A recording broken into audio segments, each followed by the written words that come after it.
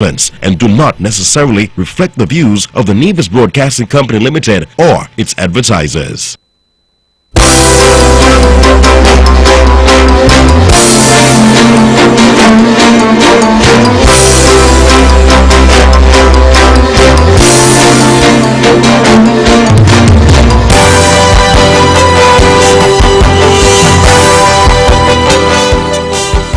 Good evening, everyone. It's a beautiful Wednesday evening here in the Federation of St. Kitts and Nevis. It has been a very warm Caribbean day, and we're here tonight for another edition of the On the Mark program. Of course, for today, Wednesday, the 8th of September, 2021. Well, I'm sure by now you'd realize that the regular host, the Honorable Mark Brantley, Premier of Nevis, is not in tonight, but I am here. Evelyn is here, and of course I'll be here hosting the On the Mark program for tonight. Of course, this is a program widely listened to, and it goes for 2 hours from 8 until 10 o'clock with a rebroadcast tomorrow from 1 p.m. I want to say good night to all of the folks here in the Federation of St. Kitts and Nevis. Of course, those in the rest of the region and those in the diaspora, those of you who are listening online, those of you who are watching online via Facebook Live, good night to you. It's nice to have you always, and of course we know that we have a lot of listeners in the diaspora, and we are always delighted to greet you from paradise, from Queen City, Nevis, the Queen of the Caribbean. And as I said, it's a beautiful evening here in Nevis, and we are so happy to be greeting you from the On the Mark program from the studios of the Eastern Caribbean's powerhouse, Vaughan Radio, 860 on your AM dial, www.vaughanradio.com.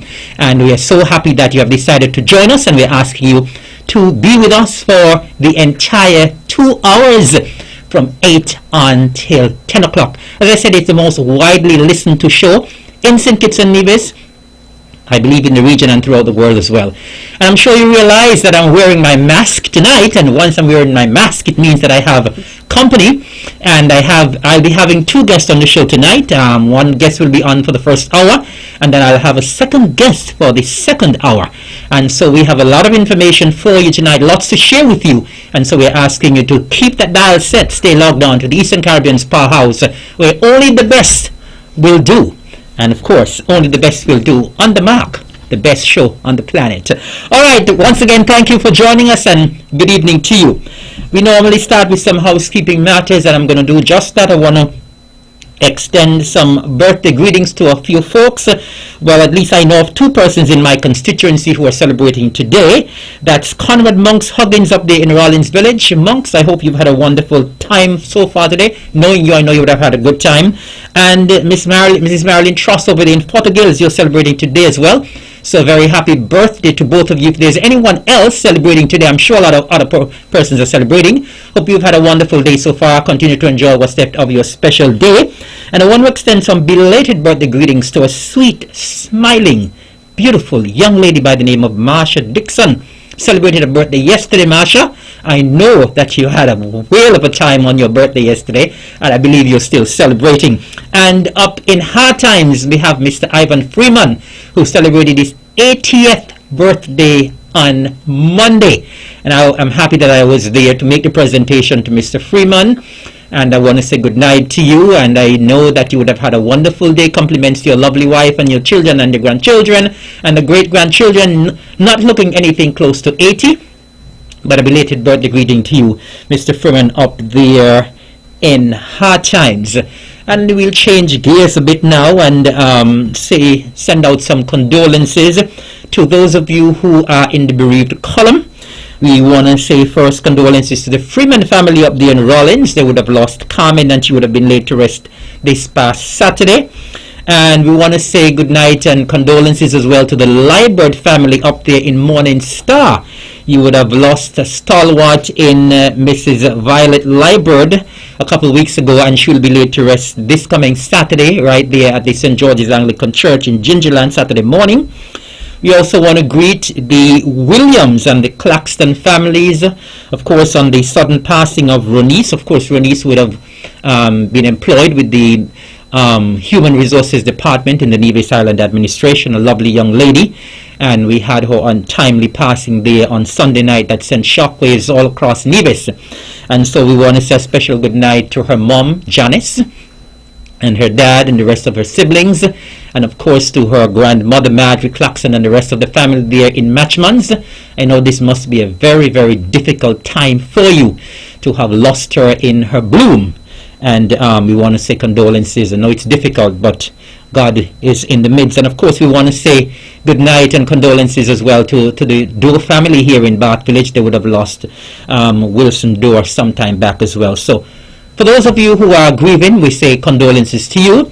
And of course, we also normally greet the folks at the Alexandra Hospital and the Flamboyant Home.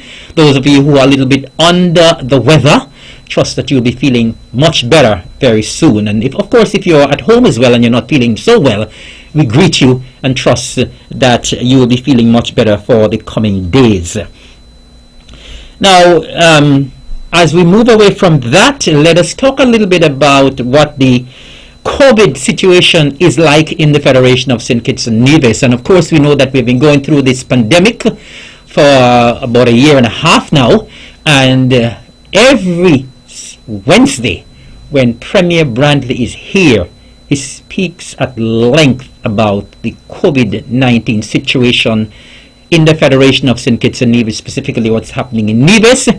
And I would just want to say right now what the situation is as of Tuesday, that's yesterday, Tuesday, September the 7th, what the situation is in the Federation of St. Kitts and Nevis. We had 31 new cases in the last 24 hours. We have 566 active cases. We have 739 recoveries. We've had 5 deaths, and total confirmed cases 1,310. So that is the situation in the Federation of St. Kitts and Nevis. Closer home, right here in Nevis, we have 15 new cases in the last 24 hours. So if you realize, we had 31 in St. Kitts and Nevis and we had 15 here in Nevis, which means we had half of the number, and that is not normal. We have 155 active cases. We've had 70 recoveries. We have currently 3 hospitalizations. We have 0 deaths, and we have 225 total confirmed cases. And I'm sure you'd realize that just a couple short months ago, we had just over, I think it was 24 cases, and the cases continue to climb at a very rapid pace. And in terms of what's happening worldwide, we have over 221 million confirmed cases and over 4 million deaths. Did you hear those numbers? 221 million confirmed cases and over 4 million deaths. And for those of you who want to fool yourselves and say it's still a hoax and there's nothing called COVID, the numbers are there to show.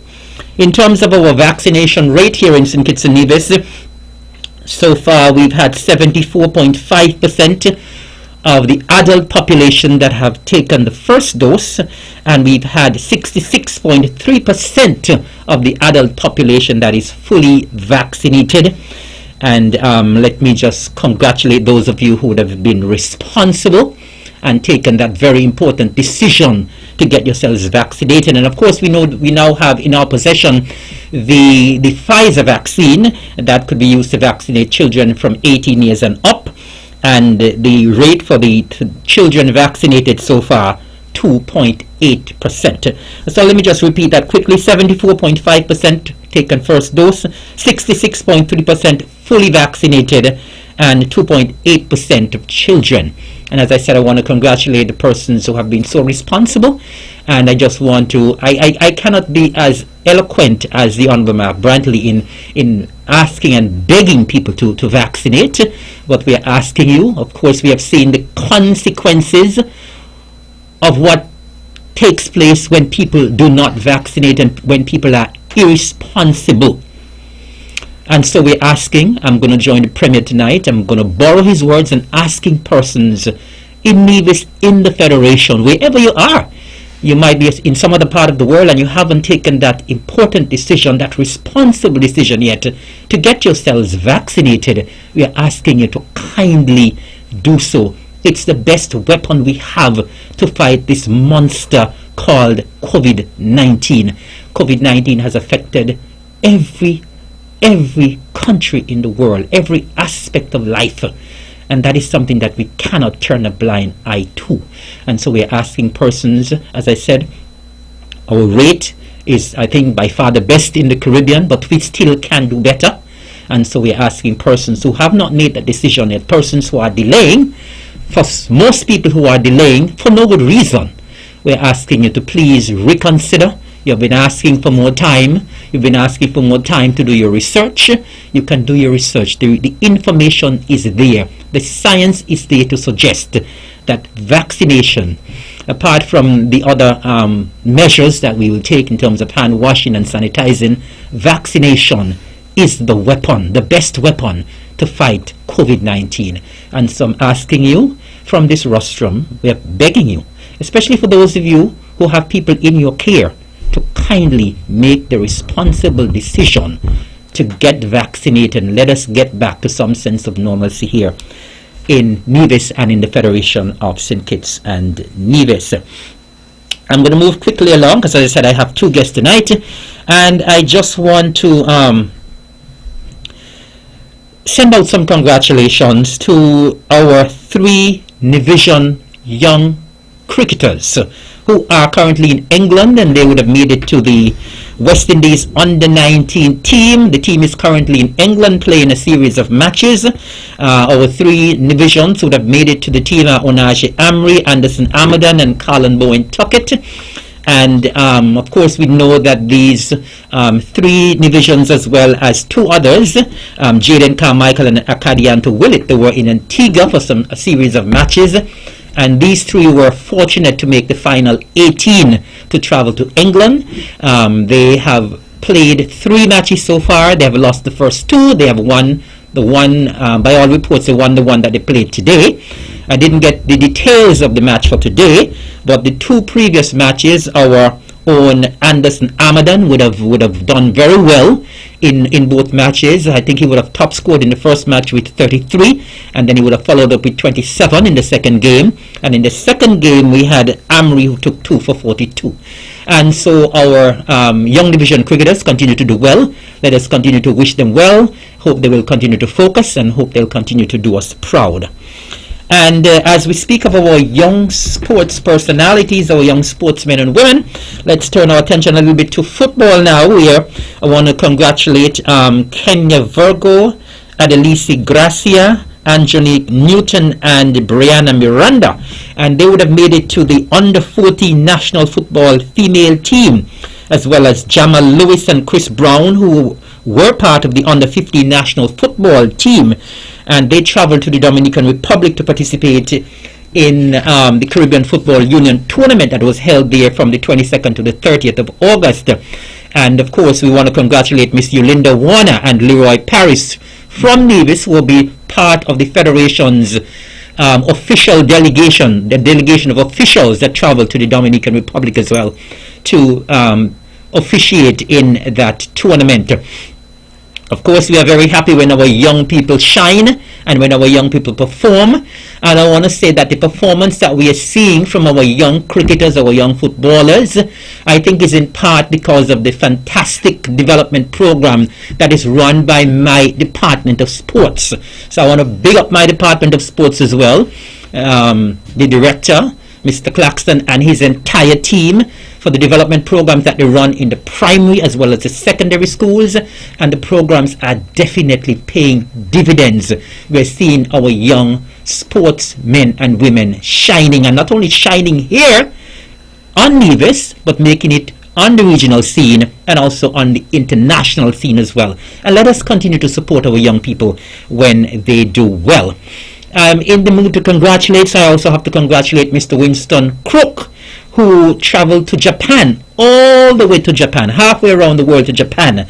And he would have traveled there to officiate in the Tokyo 2020 Summer Paralympics, and that was held. Those games were held from the 24th of August until the 5th of September.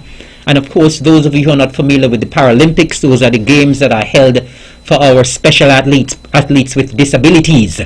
And we want to say a special congratulations to Winston, because Winston was one of only 2 officials who made it to Japan from the Caribbean. Let me repeat that. Winston was one of only 2 officials from the Caribbean who went to Japan to officiate in the Paralympics. I know Winston is a very dedicated sportsman, a coach. He has done a lot for the Special Olympians. He has done a lot for the swimming program here on the island of Nevis.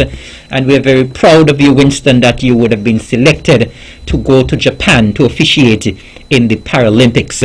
And while we speak about Winston, and I just spoke about swimming, let me just segue quickly and say that we want to say that we had an excellent first Christina Memorial Swimming Camp from July the 19th to the 30th. And the reason why I'm bragging about all of this, because I'm the Minister of Sports, and I have to brag, because when good things happen, people need to know. A lot of good things are happening on the island of Nevis. And you know why so many good things are happening on the island of Nevis? Because you have a caring, you have a competent, you have a responsible government in the Concerned Citizens Movement-led Nevis Island Administration. And that is why so many good things are happening on the island of Nevis, irrespective of what is happening with COVID. Great things are happening, a lot of things are happening on the island of Nevis, all because of the push that is being created and the environment that is being created by your CCM-led Nevis Island Administration. And so we had this camp that ran from July the 19th to the 30th, and during this camp we had I think we had 16 instructors who were trained, and we had close to 100 students that were touched, including the students from the Cicely Brown Integrated School, which we were delighted for. The students from the Cicely Brown Integrated School were touched. They were trained during the first week at the Eden Life Center, and we are happy that we were able to use the facilities there, thanks to Dr. Miranda Fellows. And then the second week they would have moved to the water, the sea, over in the Cotton Ground area. And I can tell you that those students from the Cicely Brown Integrated School and from the other primary schools and a few from the high school, they were absolutely enthusiastic and delighted to have taken part in that swimming camp. And we want to thank all of our persons who would have partnered with us and institutions. We want to say a special thanks to our international swimming instructor, Miss Ann McClendon, who came from the US, and she came to offer her services free of charge. And Miss Terry Andrews, they're the ones, Terry Andrews and Ann McClendon, they are the ones who would have developed the Swim to Win initiative. And of course, we know the Swim to Win initiative has been launched over a year now, and our Christina Memorial Camp would have been actually part of that initiative. Of course, when we had the 50th anniversary of the sinking of the Christina last year, the Honorable Premier, the Honorable Mark Brantley, when we had the special sitting in the Assembly, he would have made a public announcement that the Nevis Island Administration will be putting some money behind having an annual swimming camp, and that would have started this year, and it went exceptionally well. We want to thank the students who would have come out. We want to thank the instructors, the in-water volunteers, and of course, as I said, all of our partners for the fantastic job. And in the last thing I have here in terms of congratulations, I want to congratulate the winners of the St. George Parish Craft Competition. The judging for that competition took place this past Friday, the 5th of September, at the David Freeman Center of Excellence. And the first place winner was Leonie Christopher, age 10. The second place winner, Jaden Hendrickson, age 11. And the other participants were Laquanda Dorr, age 10, Shakrian Maynard, age 9, Amy Chapman, age 11, and Azalea Elliott, age 11. Now that competition ran from the 1st to the 31st of August for children ages 9 to 15. And the participants were asked to create from cardboard or popsicle sticks a replica of a significant building in the community, and they were given that mandate to have a replica of either a church or a police station, a health center, or a school. And I can tell you that the students did an amazing and awesome job. The first place winner would have received $400, sorry. The second place $300, and the other participants $100 each, as well as some school supplies. And I want to stick up in here and congratulate Mrs. Sandra Brown Fleming, the Community Development Officer for the Gingerland area, for this initiative. And I know Sandra is one very quiet, likes to be in the background, but a powerful young lady. And I know, if I know Sandra well, she's probably, if she's hearing me right now, she's there saying, "What you call me name for?" You know? But Sandra is somebody who does a lot, but she likes to stay in the background. She doesn't even like her picture taken. So Sandra, take a bow for the magnificent job you did in organizing that art competition, because we saw some incredible talent coming from our young people in Gingerland. I mean, when I got there and I saw the replicas that were there, I was in awe. They were so real. I mean, the attention that was paid to detail by those children was just simply amazing. And we had, as I said, we had 6 entrants. We had 2 that depicted my church, the St. George's Anglican Church. We had 2 that depicted the police station in Gingerland, the Gingerland police station, 1 that depicted the Zion Chapel, and 1 that depicted the David Freeman Center of Excellence. And I have to commend the person who did the David Freeman Center of Excellence, young Miss Doe from Hanley's Road, because the mandate was to do a replica of a school, the police station, the health center, or a church. But she went outside of the box and she did one of the David Freeman Center of Excellence, which I think was commendable. And as I said, all of the craft work that was done by those children was simply amazing. And I was totally blown away. I know it was a very hard competition to judge, because all of them were quite fantastic. And I think it is something worth seeing. And a little later on, you're going to be hearing about an activity that will be held at the David Freeman Center of Excellence on Monday, the 20th of September. And we will have those replicas on display during that event at the David Freeman Center on Monday, the 20th of September. So I want to congratulate. I'm very proud of those young children who would have come up with those designs. And once again, congratulations to them, and congratulations to Sandra Brown Fleming and the Department of Community Development for the support shown. And of course, congratulations to all of them for the fantastic job that they did. Incredible talent. I think I would have gone on quite a bit, and now I am going to have a chat with my first guest. And then, as I said, my second guest will be coming in at 9 o'clock. And so we have a lot to talk about tonight. And I know there are 2 persons who normally call in early with the scripture and the thought. If you want to do so, you can interrupt now and call and give the scripture and give the thought. I'll be very happy to entertain you. So if those callers are ready and line up the call, you can do so now. It's just about 25 minutes after the 8 o'clock hour. Remember, we go until 10. It's a commercial free show, the On The Mark show, and it's a rebroadcast. And now most of the times people listen on a Wednesday night and they listen again on Thursday afternoon, because the show is always that good, always have so much information to share, and always so very informative and sometimes educational as well. And so we encourage you, those of you who are already tuned in, encourage your friend, call a friend up and say, well, listen, On The Mark is on the air, and it's time to log on and time to tune in. All right, it seems as though our callers are not ready to call yet. No? Okay, we have a call online. Good evening, caller. Hello? Good evening, you're live and On The Mark. Hello? Good evening. Good evening, how are you doing? Well, I giving God thanks. Oh, yes. Revelation 21 verse 13 said, and behold, I come quickly, and my reward is with me to give every man according as his work shall be. Good evening, culture. sympathies going out to who loses their loved one. Good night. Thank you. Good night, and you have a good night. Okay? You too. All right.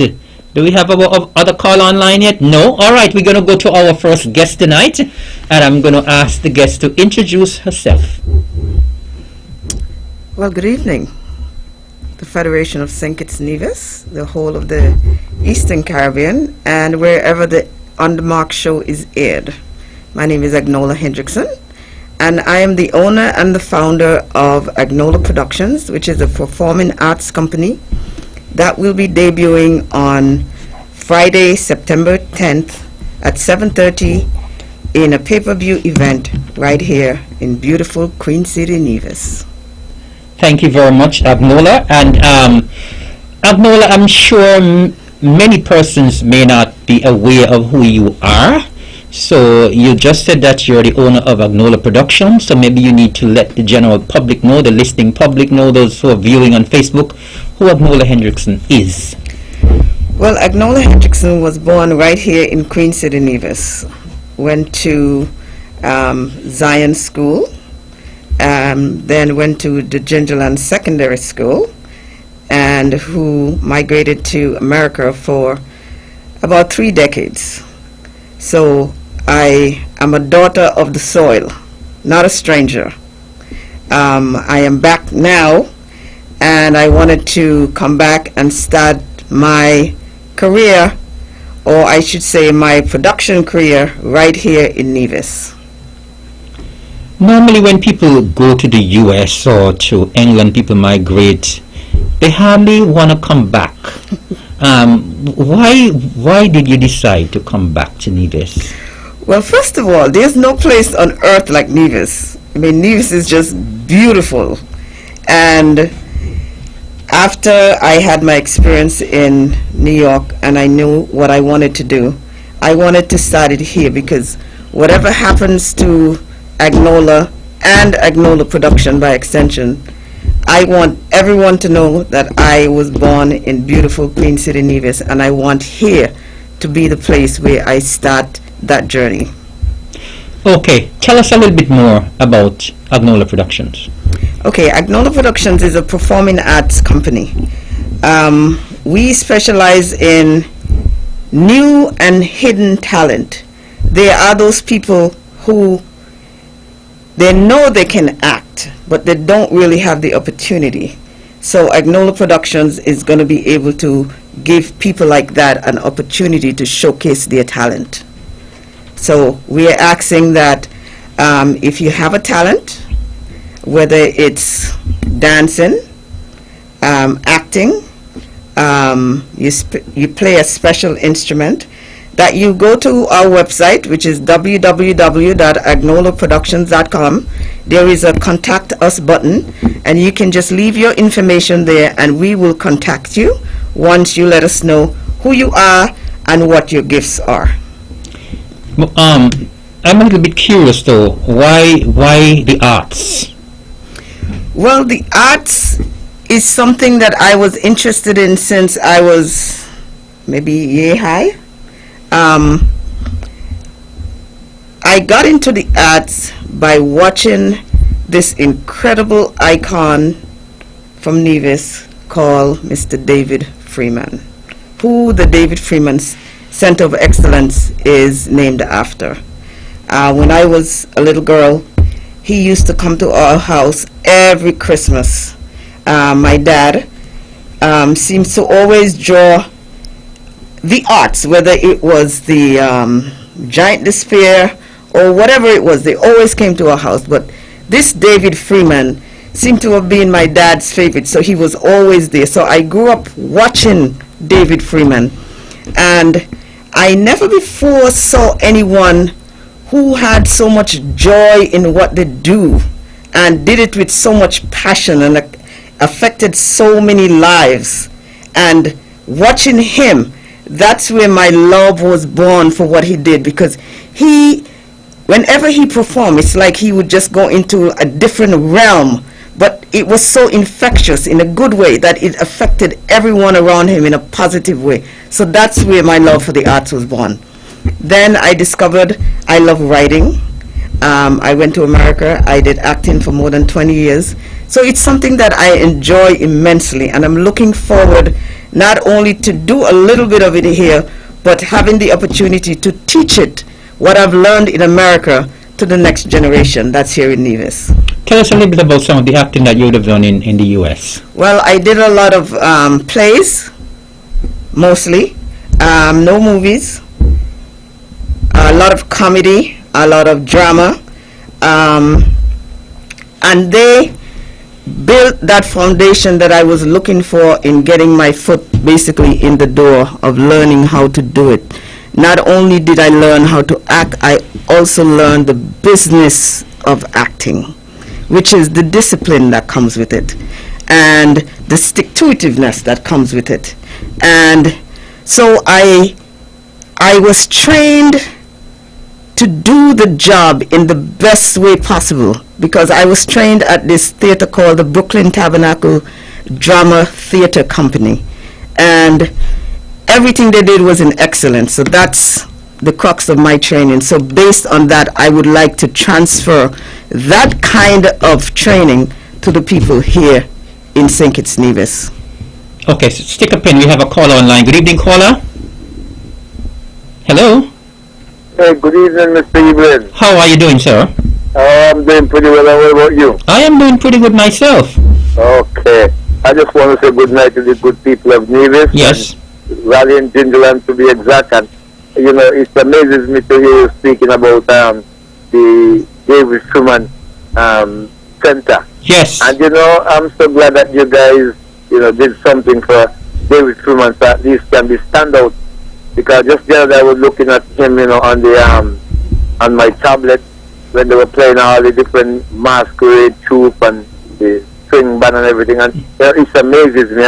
I hope that you guys just make sure that all those things are archived, that people, the younger generation that are coming up, can be able to see what David Truman was looking like, and when he blow that five, the way he moves around, when he blow for this the big drum, he move, he just dance and tap his feet to the music, you know, to the rhythm. You know, it's just amazing, you know, because I grew up as a young boy playing dancing masquerade.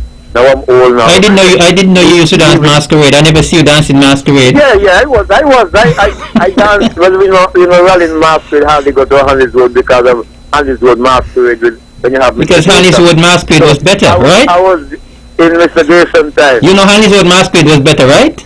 Well, I understand, but I don't know, because whenever we meet up, it always be a hard contest. But I'm going to tell you, we were good and they were good. Yes. So, you know, we are all from the country, so it doesn't matter. Of course. We always do it good. All country people. Yes. Mm-hmm. And, you know, I find myself all the way in thinking, you know, with Mr. Brown, Mm-hmm. which is, we call him Sowa. Yes. From Raleigh. Yes. You know, I went all the way to Diet Bay and all around Sinkit. I danced my way too. So, you know, I'm an old masquerader. Okay. And I love sports too. But, you know, I'm glad to see that the young people, especially when I see some little children, they're dancing. You know, I say, it amazes me. I say, that put me in the days when I was young growing up, and anxious to be a masquerader until I get in there. So you guys... By the way, have you ever visited the David Freeman Center of Excellence? What's that? Have you ever visited the center there in Gingerland? No, David? I never really go in there. What are you waiting for? Well, I hope I'll be able to make it over there that I can see. Anytime you come to Nevis again, you need to go in there and pay a visit. Okay, just contact me or contact Abo. You need to see that first class facility. You need to see that first class facility that we have in the heart of Gingerland. Okay, wonderful. Well, I'm happy. And it's placed right in the center of Gingerland. Right in the center. Thank you. Couldn't have been a better spot. Couldn't have been a better spot. Right. Okay, and next thing I want to talk about the young lady Agnola. I don't know if you remember me, but I remember I was going to Gingerland High School, and you know, there's so many of those girls that used to run them around with frogs. Someone that used to be afraid of frogs.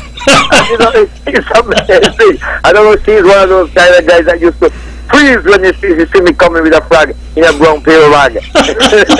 But I'm glad that she chose to, you know, do her art, and I hope that she come out successful, and the young people in Gingerland, they find themselves doing something that will give them some publicity at the end of the day, rather than get themselves in crime and violence. Because, these days, the devil always find work for idle hand to do. So I hope that we continue to do the job and push, especially for these young generations that are coming up, because some of them have a very bad temper, and we got to do something about this anger management with these young children that are coming up. Because I reckon that some of them come up with some very hot temper, Yes. and if we don't control them at an early age, they can end up to be something that we don't really like. That's right. And, you guys have Thank a good you. one, and Well, thank you, sir. continue to stress the people to take the vaccine. Yes. Because this thing is getting like wildfire. Oh, it's I'm not saying getting we like have to- wildfire. It's we already have like to save wildfire. ourselves and save our generation yet unborn. God Thank bless you. Thank Have a good you. one. You have a good night as well. Yes. And of course, if there's anyone out there who wish to call in and interrupt, you can do so. We do have another call online. Good evening, caller. You're live and on the mark. Good evening, Mr. Evelyn. Good evening. How are you doing? I'm good. How are you? I am not bad at all. I am 7A, Nisbet from Health Promotion Yes, Unit. I caught the voice.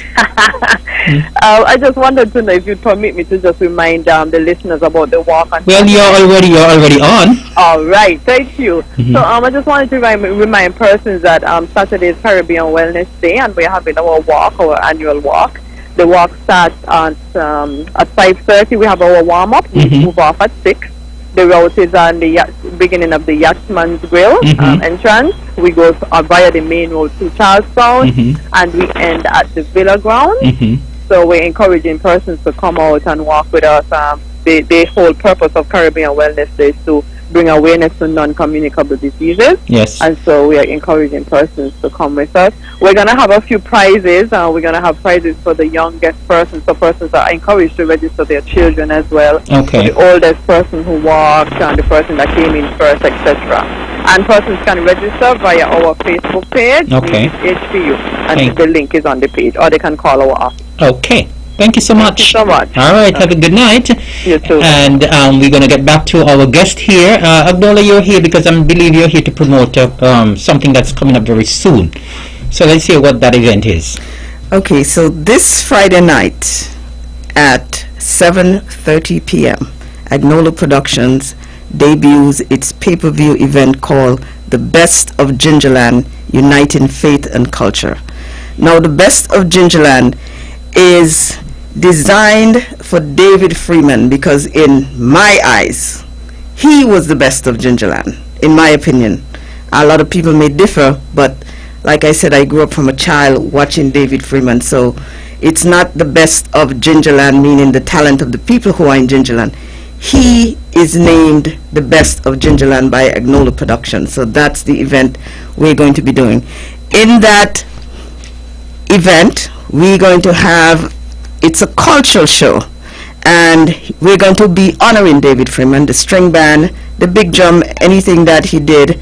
The first tribute was personally written by myself because, like I said, he is my reason for being in the arts. So I have written a very personal tribute to David Freeman, my icon, and I'm going to have the Honeybee string band that he originally played for, that is now made up of his sons and other family and friends, that's going to accompany me on the tribute. So it's going to be something quite spectacular. So I'm very excited about that. We are also going to be debuting what we call the AP Dance Kids, which is the Agnola Productions Dance Kids, which is a group of young children that I've put on my Facebook page and on our website that are so excited about showing the general public how talented and gifted they are. I don't recall that any one of them was probably in any production before. I may be mistaken, but it's made up of a lot of new talent, so it's pretty exciting. I'm pretty excited about that because I don't know of them performing before, maybe one or two, but not the majority of them. And they have been practicing so hard and they are so excited, and I'm happy that I'm given that opportunity to showcase them to the world on Friday night. We're also going to have people like Vinell Powell, Allison Atherton from Ali D Music. We're going to have King Hollywood, of course. He's from Gingerland. We're going to have the Big Jump. We're going to have the masquerades. We're going to have a lot of exciting things. But the main feature of that play is of that production is a play called Loco Me Sin and Trouble, which as a playwright I wanted to give the general public not a full-length production yet, but just like a little teaser, even though it's like maybe 35 minutes. And I am asking for everyone to go to www.agnolaproductions.com, because that's a play you do not want to miss. It is so funny, and in this day that we're in with so much COVID and so much sadness, and we need something to laugh about, and that show on Friday night is pretty much guaranteed to have you in high spirits from beginning to end. There's not a moment where the show is going to drop, so the level of excitement goes down based on the lineup that we have. So I encourage you to go on. When you go to the website, there's a button right there that says buy live stream event. It's $17 US, and I'm encouraging everyone to go on and see what Agnola Productions have to offer in their debut event. Okay, now this event is taking place this coming Friday, you said, at 7:30. That is correct. And by what you're saying, I am assuming that there will be no live audience, so it will be an online event. Online event only. No audience. And it's taking place where? The actual filming? Yeah. It's going to be at NEPAC. Okay. Now, you spoke about some of the acts that will be on. Will you care to elaborate about some of the acts that will be on the night of the event? Well, I go back to the play Loco Me Sin and Trouble, which features our classmates, because we were in the same class, Chesley Manners. Chesley Manners is someone, as the promo said, he's all about money. And he finds himself in this situation, and the way he tried to get out of this situation is literally going to have you at the edge of your seat, wanting to know what is he up to next. And each customer that comes to that market, they take you on such a journey that basically leaves you in stitches, because even though I wrote the play, every time we're in rehearsal, I literally sometimes I cannot stop laughing. It is that funny. So it has a lot of joy. The whole show, it's a night of celebration. We are going to be celebrating. I'm going to have the opportunity, which is a privilege for me, to celebrate, like I said, my icon, David Freeman. But every item on there is meant for celebration. Another very important thing that's going to happen in the show is the Jerusalem dancers. They are going to be paying tribute to our frontline workers, and we all know how important our frontline workers have been and still are during this COVID era that we're in right now. So they're going to, each person in the dance is going to be depicting a different frontline worker, and it makes for real good entertainment. And the dance is incredible. So when that number comes, I'm asking everyone to push back the couch, get the family together, because it's going to be that good. Now you said, and I mean in the promo, in the poster that you have, it says uniting faith and culture. Yes. Any particular reason why that tagline? Well, uniting faith and culture is because I'm a Christian, and I grew up culturally with the string band, the big drum, the calypso, and all those things. And I have found, I have not encountered that in America. But I remember when I was here first, before I went to America, some people are of the consensus that if you're a Christian, well, you can't listen to a calypso, or you can't listen to the big drum, or you can't dance to the string band. And this is where faith and culture, because you see, both of those things can come together if it's done correctly. So what I have, when I realized what it is exactly I wanted to do, I prayed and I asked God to show me how to do this. So now that He have done that, I am looking forward to try to do just that in Nevis, showing the people who are of the faith and who have this exceptional talent but feel that they can't express their talent because that somehow they are a Christian and they can't dance anymore, they can't, do certain things. That is certainly... Who dance more than people in church. Exactly. And as a matter of fact, David in the Bible danced so much before the Lord that he stripped himself almost naked, and they thought that he was crazy, but he wasn't crazy. So if you can't dance on earth as a Christian, how are you going to get to heaven and do what? Just sit there and look around? So we are supposed to be able, you have to express yourself, especially the young people. I find that the young people, why churches don't attract a lot of young people is because these young people, they are full of talent and they get converted, but somehow it's like they just stay in the corner with their talent and they're not able to express their talent. Well, this is where Agnola Productions come in. So if anyone out there in the general public is listening to me and you find yourself in that category, go to www.agnolaproductions.com, the contact us button, and just send your information, and I will be happy to work with anyone in that category, because you are supposed to be, your faith is supposed to give you more liberty to express yourself rather than suppress it. You just have to do it responsibly.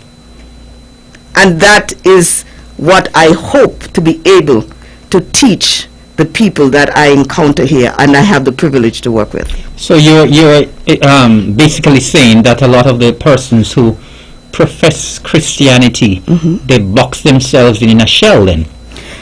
I don't know if it's by choice or it's society that causes them to do that. So that's a kind of hot button, because sometimes you are forced into situation because you're afraid of what somebody else might say. But say for instance, I'm an excellent singer, I sing calypso, but I get converted. Does it mean that I should stop singing calypso? I could sing a different type of calypso, but this is my gift. So you are supposed to be able to exercise your gift, is how you do it. And I don't think that no guidance is given, or I should say maybe we need more guidance in that way to let people know, especially young people. I keep going back to the young people, because that's why I think a lot of churches are missing these young people, because some of them, they have the Jerusalem dancers that's going to be dancing on Friday night. A lot of them are Christians. These women have excellent talent. Now it would be a real disservice to society if you have that kind of talent and because of your faith you're just sitting there and not doing anything. So I am excited to be working with people like that and to show them, just to be able to guide them, because that's how I was taught in America, that I could use my gifts in a way that is pleasing to God without offending anyone. So I'm pretty excited about this journey that I'm on right now. So you're saying that your company basically is trying to change the perception and the outlook of Christians? Well, I wouldn't say we are trying to change it, because that's a pretty tall order. So Agnola Productions is just going to put on and do what we know best to do, and then maybe by looking at that, maybe someone may get an idea, I could do this, or I could do that. Okay. But to say I'm trying to change, no, I don't think. We have a call online. Okay, Good evening, sure. caller. You're live and on the mark. Good night. Good night. How you doing? I am enjoying the conversation. Always a pleasure to hear you. Hello? It's always a pleasure to hear you. Well, boy, having some Freeman in it, you know. Anytime you say Freeman, my imagination goes wild. Okay. You know, my mother's father is from Rollins, but lived and everything in St. Kitts, you know. Okay. Mm-hmm. So I'm always intrigued. Mm-hmm. You know, Sammy, we want to call Sammy Monkey? Yes. Mm-hmm. The way he blows that long pipe. Mm-hmm. Yes, of course. Mm-hmm. Mm-hmm. I mean, that's talent, you know. Of course. Of course. Mm-hmm. That is talent. I know you're talking about the masquerade. Mm-hmm. We have had some Freeman. The father's name was Joe Freeman. Mm-hmm. Milo Box. Yes. Mm-hmm. Mm-hmm. Yeah, a lot of Milo Box brothers danced and led masquerade. Okay. So now I'm listening to her. Mm-hmm. I am saying, you know, it's really a transplant from up there to down here. Mm-hmm. You know, and I must commend the lady. Mm-hmm. And she said something, you know, I've been a Christian since I was 13. Mm-hmm. And I have had, but I don't ignore people, eh? Mm-hmm. Because people try to put you in a box. Of course. Mm-hmm. When you then you say he's a Christian, that is always the comment. They want to, and the trouble is the same set who makes those statements here. They go abroad and see Christians involved in arts, everything, Mm-hmm. politics, everything. Mm-hmm. But for some strange reason, they want to box you in. Mm-hmm. You know so. But you have got to know yourself. Definitely. Now let me ask Miss Hendrickson or Henderson. Hendrickson. All right, I know the names are names. There, I was inquiring about the theater arts thing in CFBC, and I think I learned that they no longer have it. I am not sure. I could inquire. Yeah, I don't know about that either. Mm-hmm. Yeah, because I know students who have left here from the program Mm-hmm. have gone abroad to further it, Okay. and I always wonder why the program was disconnected, discontinued. Mm-hmm. Was it a matter that they couldn't find a tutor? I don't know. And have you ever thought of doing any work in St. Kitts? Actually, this show was supposed to be a show where everyone was supposed to come and we would have an excellent celebration right at the David Freeman Center, the person who we're going to be honoring that night. But of course, because of the COVID situation, we couldn't do that. And after that, we were going to go to St. Kitts, take the show to St. Kitts. But because of that, we are not able to do that at this time. But yes, definitely. So you will have to sell your program on some radio station in St. Kitts. Yes, when that time comes, yes. You can pay online, pay per view. I am sure many people down here would want also to see it. Well, I hope they're listening right now because it's simple. It's as simple as going to www.agnolaproductions.com. Right on the front page is a button that says buy live stream ticket. You just click on that button and follow the prompting and you could just buy the ticket and then you'll be able to look at the show on Friday night. So anyone can do that. Even if it's not on the radio in St. Kitts, we are on the radio right now. Plus, it's on Von Radio and it's on my website. So, and it's all over social media. So it's as simple as that. So because a lot of the people that I know in America, they're going to be looking at it, and it's as simple as doing that. So it's because there's a program on Win FM in the morning called Island Tea, and the people are people from Pace. You heard about Pace, right? Yes. These are people active in Pace, and I'm sure they'll be willing to accommodate you. Maybe if you call tomorrow morning. Well, that's an excellent idea, and I'm definitely going to look into it. Thanks for your suggestion. The program comes on at 8, from 8 to 10 every morning. And I think they have also, I think they have a Facebook.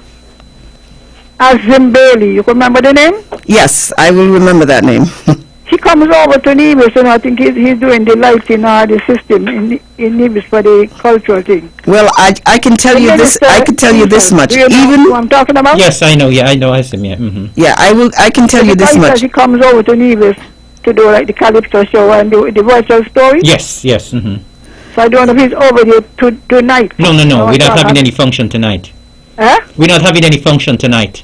Oh, but if you could contact him, or go on their Facebook.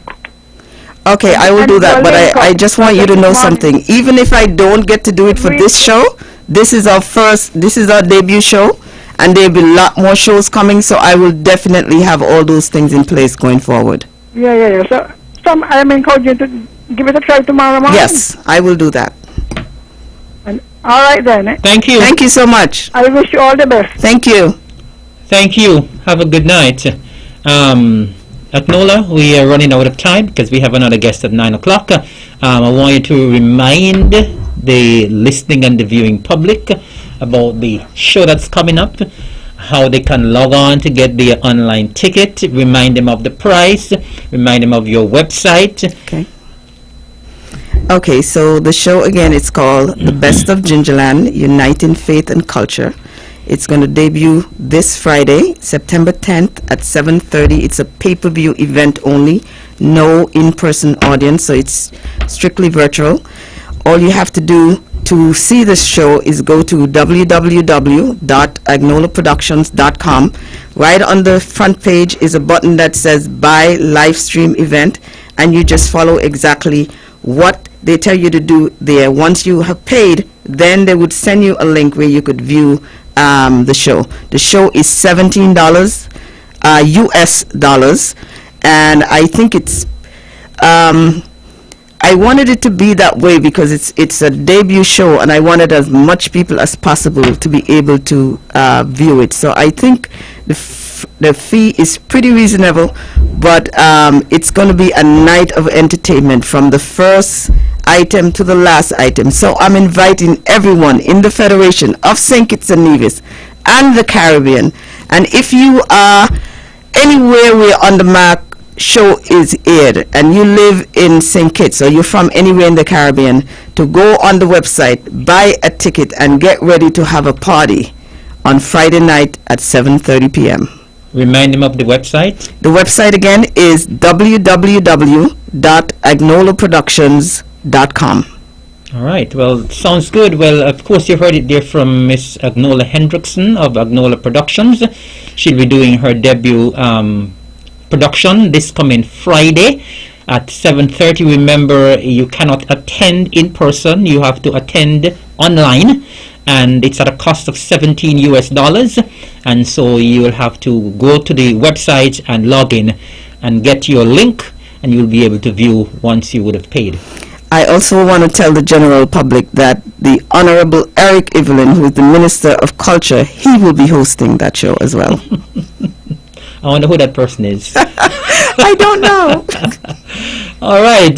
Well, there you had it from Miss Agnola Hendrickson. I want to thank you very much for being a part of On the Mark tonight. It was my pleasure. And I wish you all the very best in your debut production this coming Friday. Thank you. All right. Well, we're going to take just a little short break to do some technical work here to change over, and we'll have our next guest in the studio in just 2 minutes.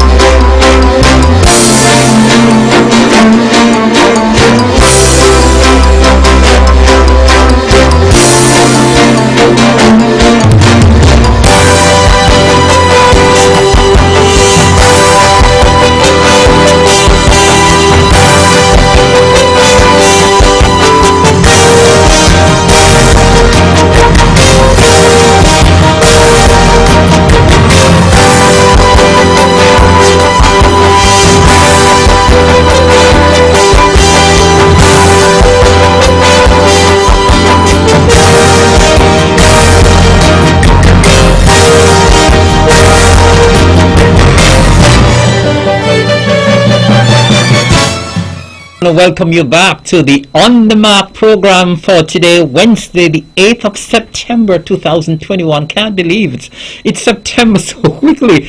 Where have the weeks and the months gone? They're going so fast. Anyway, we just heard from our first guest, and we have our second guest in our studio, in our midst tonight. And of course, if you want to interrupt our guest at any time, you can feel free to do so. 869-469-1616 or 1700. And our next guest is absolutely no stranger to the microphones of the Eastern Caribbean's powerhouse. And it's always a pleasure to have him in our midst. And of course, only the best will do, and that's why he's here tonight. I'll let him introduce himself. And once he introduces himself, I am sure you will know why he is here. Good evening, Eric. Good evening to the listeners that are logged on all across the globe to Von Radio, those viewing the live stream on Facebook. You think that people know why I'm here? I believe people know why you're here. Maybe you need to remind them. Well, it's good to be here once again. As you mentioned earlier, I'm a regular here at Von Radio on this show, the On the Mark show, and other shows. Over the years, and it probably spans more than about 20 years, I am usually here with you. Yes. On a Saturday evening. Yes. And you know we when I used to be here pumping the music. Right. Culturama Talk. So I'm no stranger to the microphones of Von Radio. Actually, the reason why I'm here at your invitation to join you on the Mark program this evening to speak about the scale back and delayed or rescheduled activities for Culturama 47. Culturama 47 is usually celebrated over the Emancipation Day weekend, but because of the ongoing worldwide pandemic, we were faced with a number of challenges, and so we decided to persist with the health officials, and eventually we were given the green light to stage some of the activities as part of Independence 38 here on Nevis.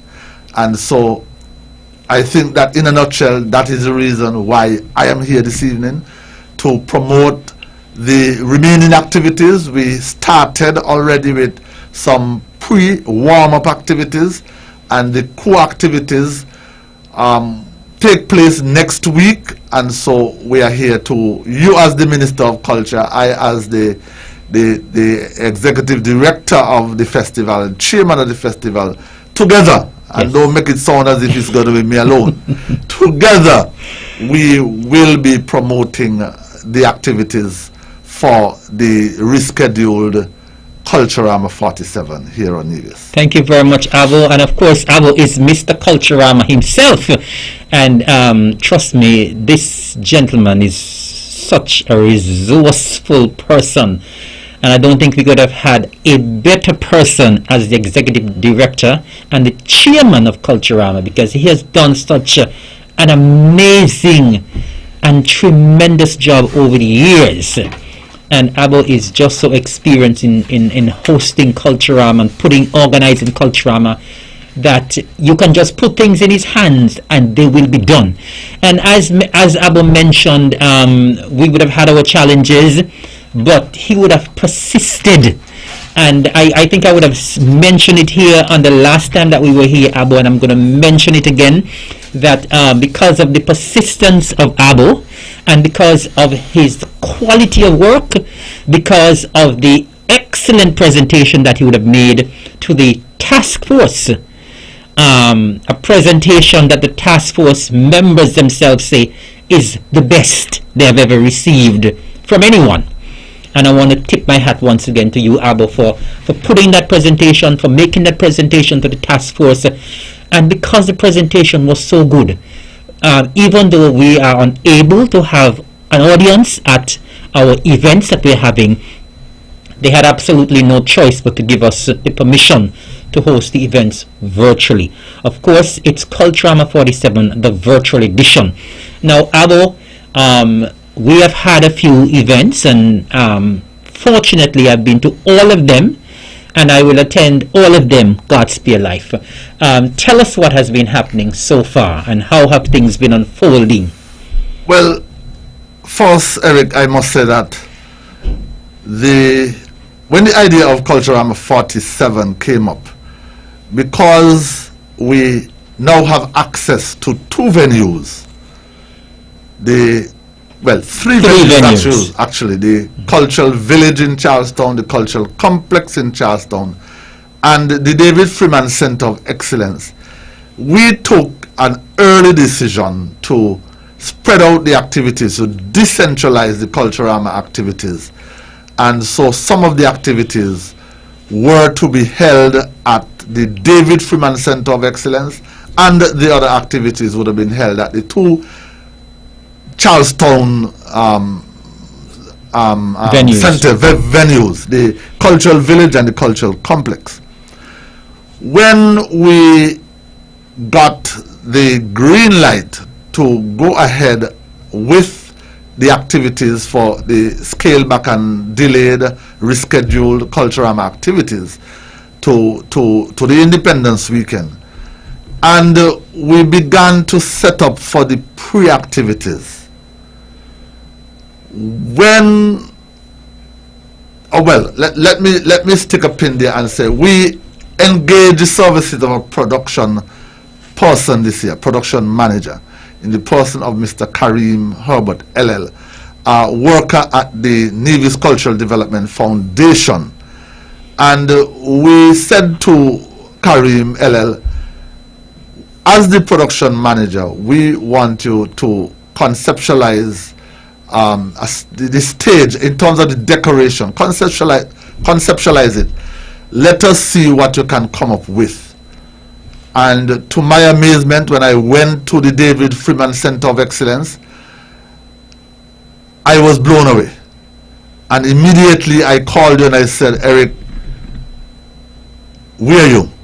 You told me that you are coming, you're leaving your office now and you'll be coming up to Joondalup. I said, pass by the David Freeman Center. And we there and then we decided this fantastic setup that is at the David Freeman Center of Excellence. It makes no sense to dismantle it, to take it to the cultural complex, to have it set up again, and to stage activities there, and we would not be allowed to have an audience. And so we took the decision right there and then that all of the activities would be staged at the David Freeman Center of Excellence. And so some persons are saying Eric has moved Culturama to Gingerland. I don't know if it's that you did, Eric, and whether it was deliberate or it happened by accident. But I think that the persons who have been to the David Freeman Center of Excellence for the activities that we have had thus far have been they are thrilled by what they are seeing. I mean, they are astonished by the way that facility was transformed to host these activities. And so all of the activities that we are speaking about for Culturama 47 would be staged at the David Freeman Center of Excellence. And so we started there on Saturday, August the 28th, and we have what we call a Soca Monarch teaser. And let me go back a bit and say the reason why we persisted to have the activities for Culturama, the Soca Monarch artists and the Calypsonians, they had their songs ready.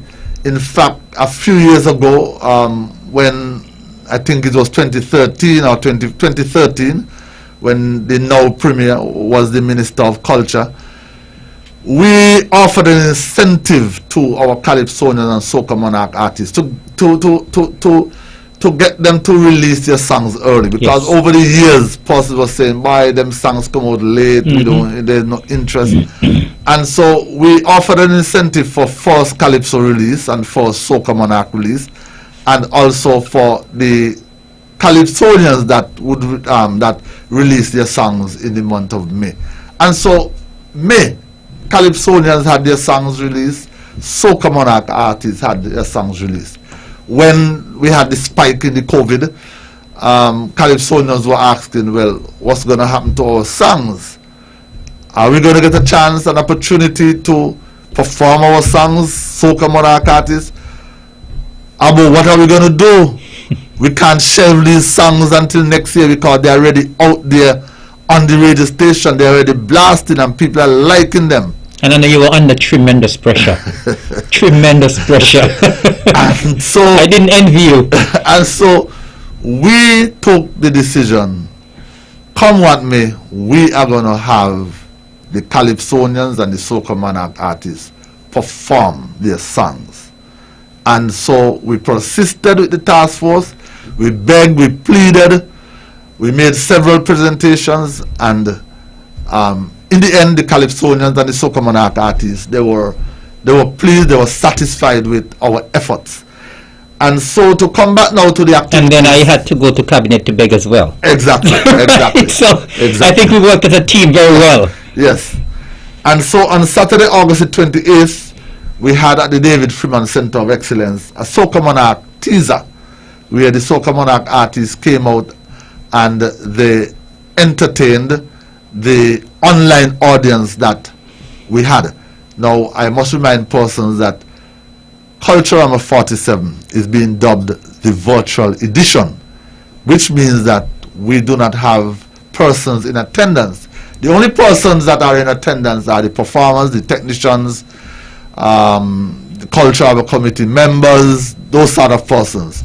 But we do not encourage, or we do not allow rather, persons to form an audience as such. The only audience that is there are the persons who are working at these events. And that first event, the Soca Monarch tent or the Soca Monarch teaser, on the Culturama Facebook page, we had in excess of 5,000 followers, 5,000 viewers. Wow. On the Culturama YouTube page, we had over 5,000 persons viewing. So are you telling us that we had over 10,000 We had over viewers? 10, and that is just Culturama alone, because the NTV had their followers as well, and they had in excess, they had on their both pages, they had in excess of 10,000 people also. Wow. And so right across the globe, Nevis and Nevis Culturama was being viewed by many persons. And I want to give some statistics here. The top countries, the top 10 countries that tuned in for the second event that we had, which I have not yet spoken about, but which is the Calypso tent that came on the Saturday evening, the Sunday evening. You had persons logged on the Culturama Facebook and YouTube pages from St. Kitts and Nevis. They topped the list. Then second, we had persons from the USA. Well, you know that we have a lot of persons there. In the USA.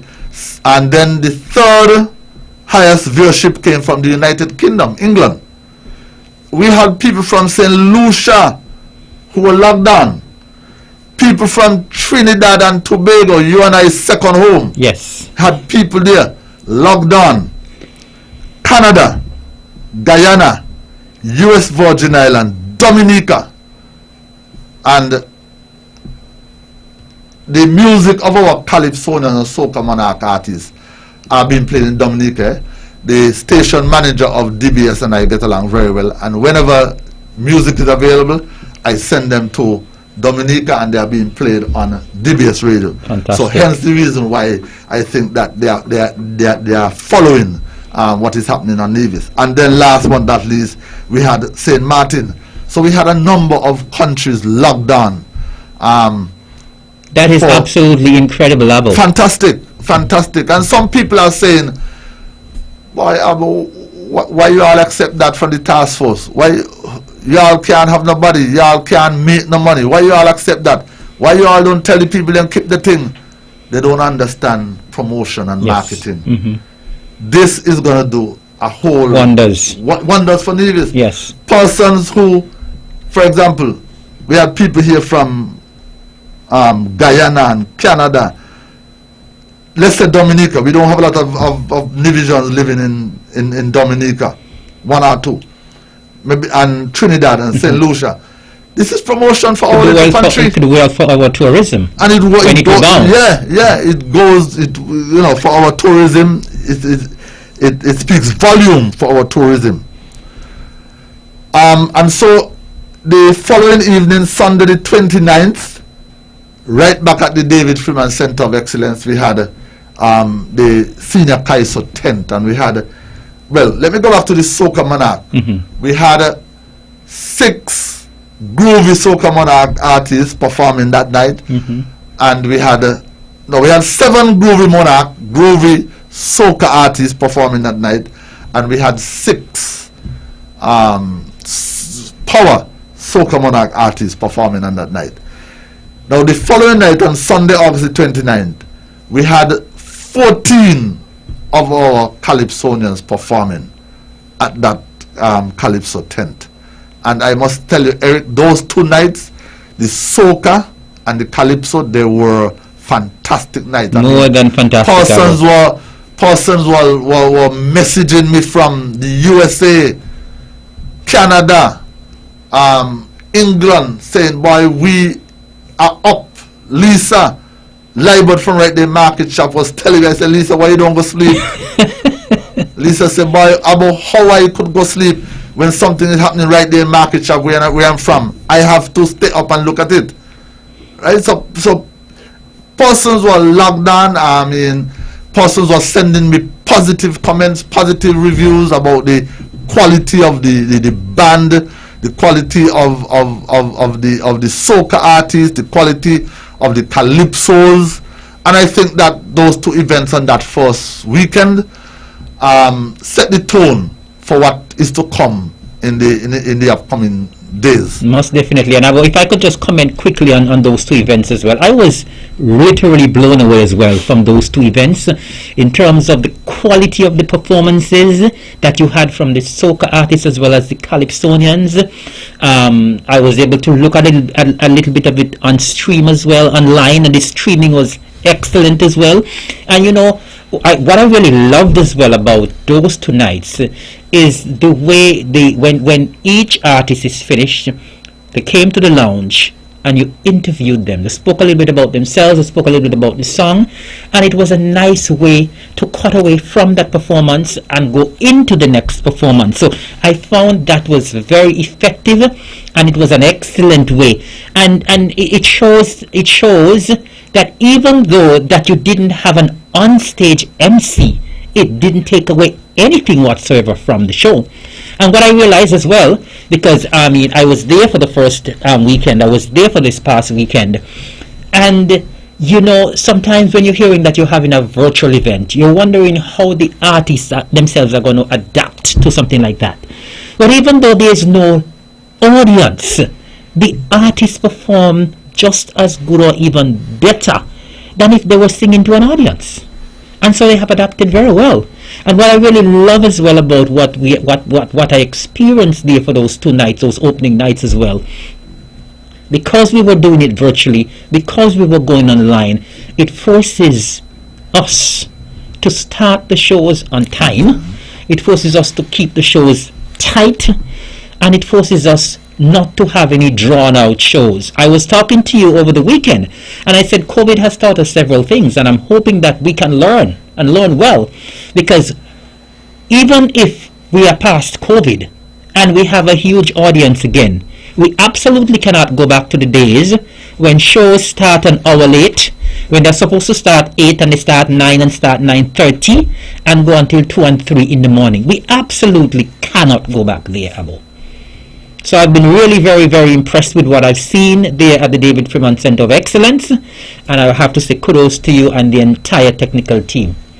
Yes, you spoke about the lounge, Eric, and for those persons who maybe looked at the stream and wondered, well, what is going on? Where is this lounge? It's for those of you who know the David Freeman Center of Excellence, it is an area that we have created on the eastern side of the main building, and we have transformed it into a lounge area where we do our interviews. Yes, we did not have an MC for either of the tents or the semi-finals that we had last weekend. They were run from the persons conducting the interviews inside of the lounge, and I thought that was a welcome addition. Yes. To the way we do events here on Nevis. Yes. COVID has in fact taught us a lesson, and there's no way that we can go back to the good old days. And I have to commend you, Abo, you and you have been working overtime. You and Tebulus did the soca tents, an amazing job, and you and Alistair did the Calypso, and you all have been doing quite an amazing job, I must say. And I haven't heard any negative comments whatsoever. I don't know if you have heard any, Abo. I've not heard any. I haven't heard not any even one negative comment so far about the shows in terms of the quality. And I have to say as well, Abo, credit to the bands. The bands have been doing a great job. The quality of the music has just been excellent. Yeah, but speaking about the bands, the soca artists are being supported musically by Viral Band. You have Jamal John Jacques. He's the leader of that band. You had people like Alec. He is one of the players. You have young Mr. Dyer, Brian Dyer's son, Brian Dyer Jr. Those are the kind of people that are in the band.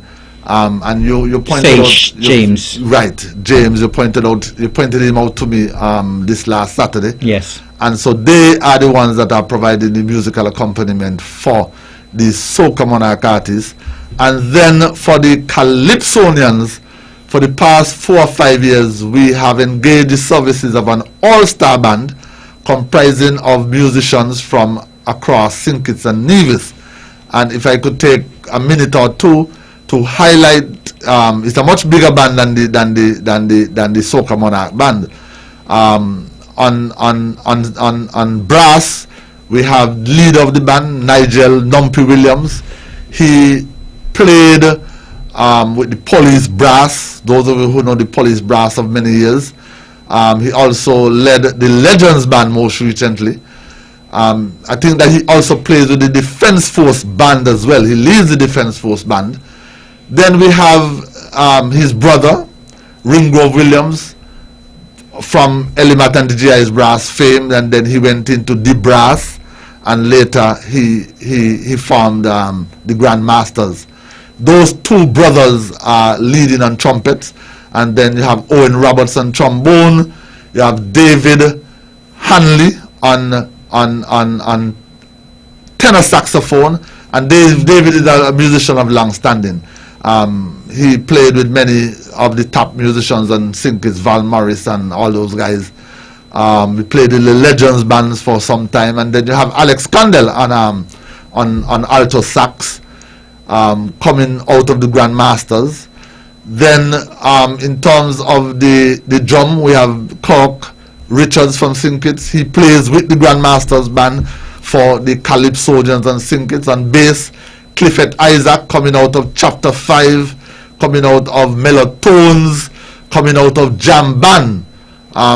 When he studied at UVI in St. Thomas, he played with the awesome Jam Band. And he presently plays with the Grand Masters Calypso team. Out of Nevis, we have Curtly Strings Maynard, Casanova veteran. He is on guitar. And you have Macefield Nisbet.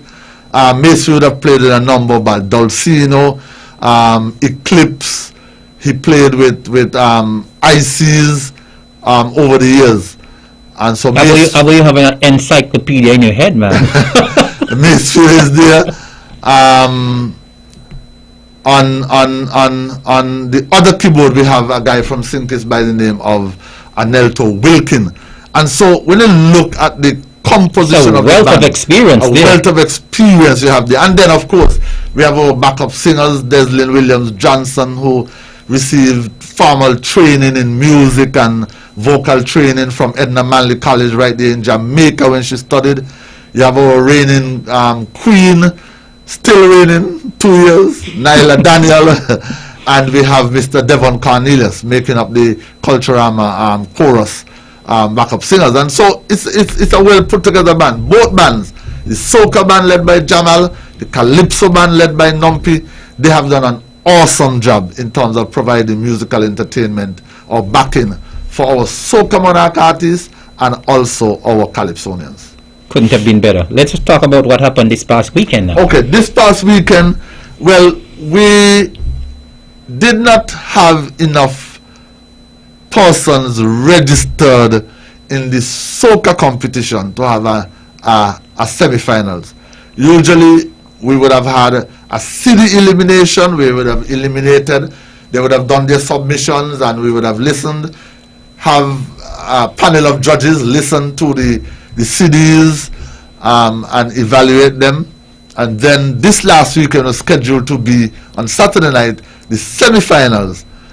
But because of COVID, some of the artists, and we had the lockdown, yes, and people couldn't move out, and so some of the artists could not get their material produced in time. And so we had 7 persons participating in the groovy and 7 in the power. And so what we did, rather than have a semi-final which would have been worthless, we had another soca teaser.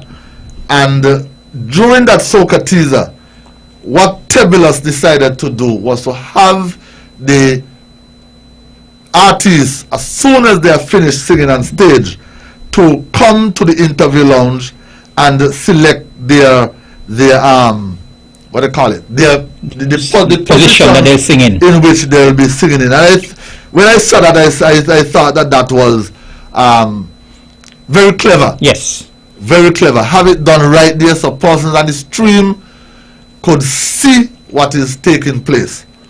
And so for the National Bank sponsored Soca Monarch finals in the groovy category, we'll be having Earthvika singing in position number 1. In position number 2, we'll have X-Man, and X-Man is the reigning groovy king. We will have Pakis singing in position number 3, Delhi Ranks singing in position number 4, Jesus Sparta out of St. Kitts, one of the guys who has really supported us over the years. And very consistent. Very consistent. He is singing in position number 5. We have Adowa singing in position number 6. And in position number 7 would be Soca Empress. So that would be the participants in the groovy category. The groovy category of the National Bank sponsored Soca Monarch contest, Culturama 47 Soca Monarch contest. In the power segment, X-Man fills the number 1 slot, followed by our reigning Calypso King, Hollywood. He fills the second spot. You have Badman Polo from right here in Bar Village, filling the 3rd spot. And then you have Ras Brown, also from right here in Bar Village where we are, singing in position number 4. In position number 5, we'll have Easy of the Odyssey band. He'll be in position number 5. Then Speedy, the reigning Power King, he's going to be singing in position number 6. And then bringing up the rear in position number 7, we'll have Jesus Sparta. And so you have one less performance than what we would have normally had, because we would normally go with 8 participants in each category. But that is not going to take away. That is not going to take away from the short haul. The two teaser tents, the guys really brought a lot of energy to the David Freeman Center. And especially on the second night, those guys were singing like they were in the actual competition. Exactly. And so it was Saturday night was epic. I mean, persons were excited. Persons on the live. Albert Manners and those guys, and there's your classmate Ian. Those guys were messaging me from all the way in the US and telling me how they were enjoying the soca songs and how they were enjoying the calypsos that went by on the Sunday. And then the Sunday we had the semi-finals of the TDC sponsored Senior Kaiso contest. The semi-finals. We had 13 Calypsonians performing in the semi-finals, and we know that our reigning king is Hollywood. We did not have a competition in 2020, so he continued to reign from 2019, and so we had Astro singing a song entitled "The Captaincy," Nazi, The COVID Problem, Undertaker, The Round Table, Lady Destiny, No Virtual Culturama, Suki, Stronger Together, Cairo, Criminals, Badman Polo, and I have to take my time in naming this, in saying this song, the name of the song, Mark That Mother for Tim, yeah, This and That, That's Not We Culture, Irvin, National Dish, Murray, Trim Your Lamp, Kido, A Little Bit, Baholo the Meek. And some people wondering, boy, how you all get Baholo the Meek back on stage? Baholo the Meek. And interestingly, when we did the interview, in the interview lounge on Sunday evening, I told Alistair, my co-host, Baholo sang in the first Calypso competition, in 1974. Wow. He was one of 3 persons that sang in that thing. It was Peter Wilshire, and we know Peter Wilshire. It was Baholo, and it was Zero. We know that Zero won that competition. And 47 years later, yes, he's back. Baholo is back with us. Awesome. And then we had Enforcer Leadership Matters. It was a one song semi-finals. Usually for our semi-finals we would sing 2 songs, but because of the COVID and the amount of uncertainty surrounding the Calypso competition from the onset, we said, boy, we're just going to do a 1 song semi-finals. Right. 1 song semi-finals. Well, 1 song semi-finals now is the thing. The thing. I remember the days when Trinidad Skinner Park, you go down to Skinner Park at 12 o'clock in San Fernando. And you're down there all 2 songs. 2 songs. 40-something Calypsonians, and all after midnight they're still there. But nowadays, Trinidad has adopted the 1 song semi-final. So you go down to Skinner Park at 12 o'clock, and by 8, 9 o'clock you're out of there. And so we adopted that this year. 1 song semi-final. Now, at the end of the night, Eric, the judges thought that the 7 best, and notice I say, the judges, not Abernathy, not Eric. That's right. Not the Cultural Committee, not the NIA. Not the judges. The judges. The judges said that these 7 persons, they're going to send them to the TDC Senior Calypso Finals of Saturday, September the 18th. Astro, Lady Destiny, Suki, This and That, Irvin, Murray, and Baholo the Meek, and they'll be competing against the reigning king Hollywood. And the alternate, just in case, you know that we are living in COVID times, and through contact tracing, some person maybe put in quarantine, and so our alternate is going to be Kido, first time in the senior Calypso competition. So Kido is going to be our alternate. And so that event, that semi-finals was keenly contested. Very keenly. I mean, when Alistair, who was my co-host, asked me, I said, boy, Alistair, all of them good to go through. But I was looking at some of the comments online on YouTube, right? And they were saying everybody going to the finals. I was telling Alistair, boy, it looked like everybody going through because they were rubbing shoulders. Shoulder to shoulder. Shoulder to shoulder. And even the points showed that. Yeah, the points yeah. were pretty close as well. They had what? They had 2 sets of ties, I think. Yeah. Yeah, in the thing. And so yes. The 2 last week. We have a call online. I think I'm expecting this call. Good evening, caller. All right. Could you kindly call back? Go right ahead, Abo. And so I said we had 2 exciting weekends of Yes. I think we have another. Yes. Good evening, caller. You're live and on the mark. Hello, good evening. Good evening. How you doing? I'm good. Fantastic. Talk to me. Okay, I am good, I'm good. Okay. Tell us who you are and why you are calling. Okay, my name is Joyce Movin and I'm calling on behalf of the St. George's Development and Enhancement Committee Yes.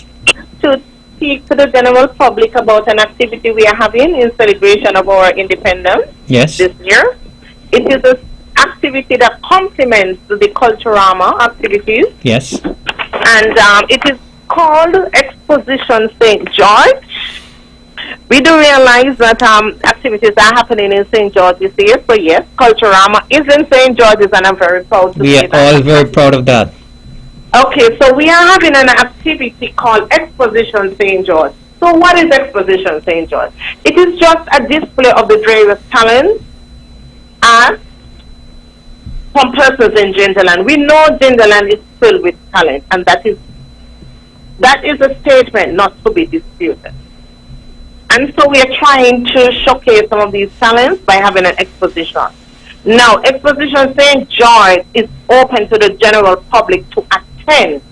However, the participants in the exposition would be persons who are residents of Gingerland. And so at this event, which is going to be Monday the 20th of September 2021, and we are hoping to start around 1 and go until 10 p.m., we would have on display arts and crafts, stonework. We are also going to have the children displays of the places of interest and significant places in Gingerland that was just held by the Community Development Department. We'll have those on display. We'll also have some information about some significant persons in St. George's. We would have some games. We would have food, pastries. We'll also have persons who are in agriculture production to come down and display and sell their items. We'll also have cultural presentations, the string band, the steel pan, the masquerade, and we would have a lot more. And of course, we'll have to, because we're in the era of COVID and we realize what is going on, we are not going to be lackadaisical and just like, open up the place like that. All persons attending will have to adhere to the current COVID-19 protocol. Sounds very good to me, Joyce.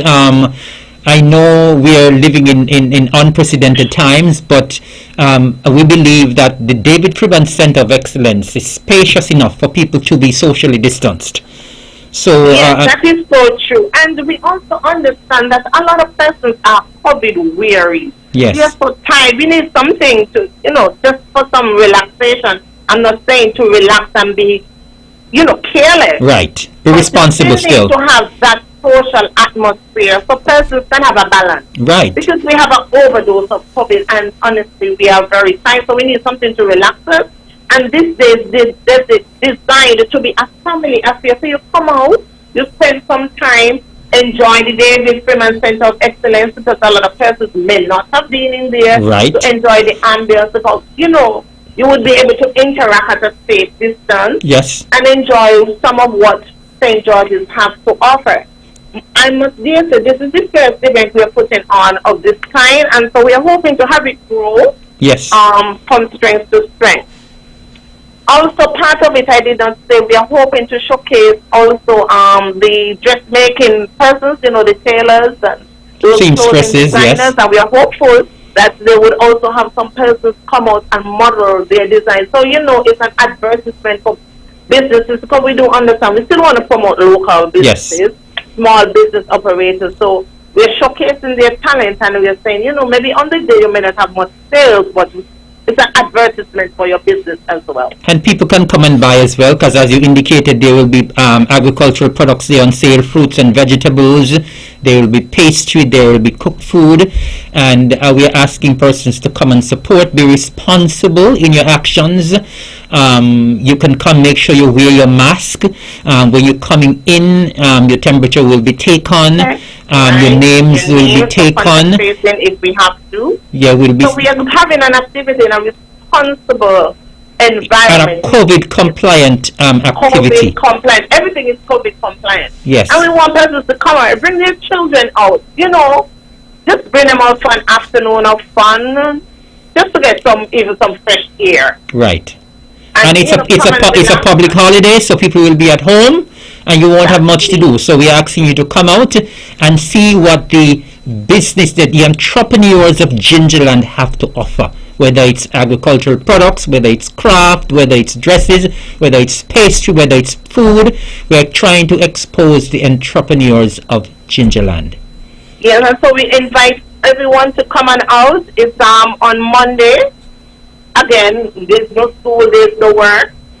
So please come on out and support the St. George's Development and Enhancement Committee in its effort to showcase what the Gingerland has to offer, the talents of Gingerland. And this is also in line with what Agnola had, uniting each other in faith and culture. Yes. So it's a continuation of that.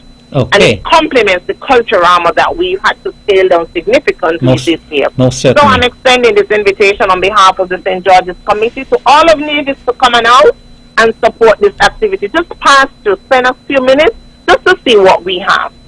Thank you. Thank you so very much, Joyce, and we look forward to that activity on Monday. Thanks for calling. Thank you. You're welcome. Abo, time is running. Whenever we're here, we always have so much to discuss. Let's hear what's happening for the rest of next week. Now. What is happening now for next week? Agnola was just here, and so she'll be having an activity on Friday night at the Nevis Performing Arts Center. That activity really should have been at the David Freeman. But we have another caller. We have another caller online. Stick a pin. Good evening, caller. You're live and on the mark. Hello. Yes. Good evening. Yes. Good evening. Yes. Yes. Eric. Yes, sir. And Abo. Yes, man. I'm here listening to you guys, man. You make me feel like culture armor is already on the move in Nevis, man. Oh, Harvey, man. Feel That's like you. everything is right. And you know what makes me feel good? If everything is happening in Gingerland. Oh, yes. Oh, yes. No problem. Hail up to Gingerland people. Yes, And I'm so happy to hear, what's his name? The young lady again. Agnola. Yes. Yes, Agnola, yes. He makes me feel so happy to see that all is not lost. Because of COVID, all is not lost. No, we have to learn to live with COVID. We got to continue to do what we're doing. Yes. To keep, exactly. Because we don't know how much longer it's going to be around for. And so therefore we can't be bogged down by it. We got to do what we have to do and do it wisely. Responsibly. And continue to stick to the protocol. Thank you. And That's something that we all have to be wise and unionized. Mm-hmm. And we stick together as a family, and things can work fine. As long as we learn to work together, as the old people say, a brick upon a brick make the building more stronger. Oh, yes. So let's continue to do what we're doing. And I'm happy that Abonate. Yeah, Harvey, I want to use this opportunity to say condolences to you on the death of your sister. I just was going to say the same thing as well, my brother. The same to you, my brother, and I pray Thank you, Harvey. that all goes well from here on out. One love. And Thank stay you. tuned. All the best. Bless. Thank you. All right, yeah, Abo.